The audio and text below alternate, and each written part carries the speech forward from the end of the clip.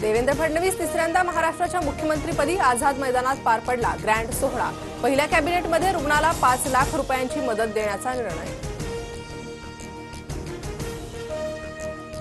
फडणवीसांनंतर एकनाथ शिंदेंनी घेतली उपमुख्यमंत्रीपदाची शपथ। शपथविधीनंतर शिंदेंकडून बाळासाहेब ठाकरे आणि आनंद दिघेंच्या प्रतिमेला अभिवादन।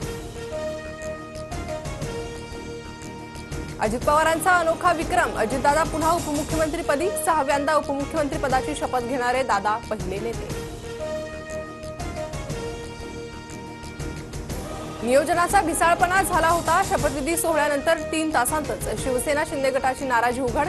शिवसेनेच्या ज्येष्ठ नेत्यांना मागच्या रोमध्ये बसवलं। किरण पावसकरांचा आरोप।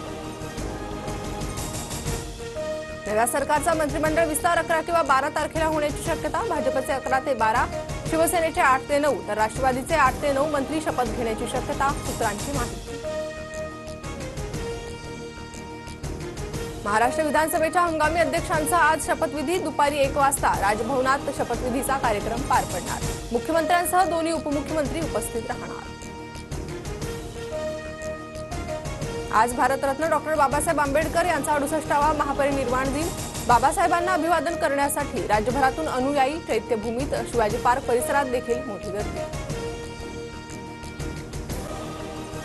विधानसभा निवडणुकीत मतदारांची सहानुभूती मिळवण्यासाठी स्वतःच्या घरावर गोळीबार। जळगावातील अपक्ष उमेदवार अहमद हुसेन शेख यांचं षडयंत्र उघड। उमेदवारासह तिघांना 10 तारखेपर्यंत पोलीस कोठडी। सावित्रीबाई फुले पुणे विद्यापीठाच्या वसतिगृहात पुन्हा गांजा सापडला। 2 विद्यार्थ्यांवर गुन्हा दाखल। 3 महिन्यात दुसरी घटना। विद्यापीठाच्या वसतिगृह आणि सुरक्षा व्यवस्थेवर प्रश्नचिन्ह।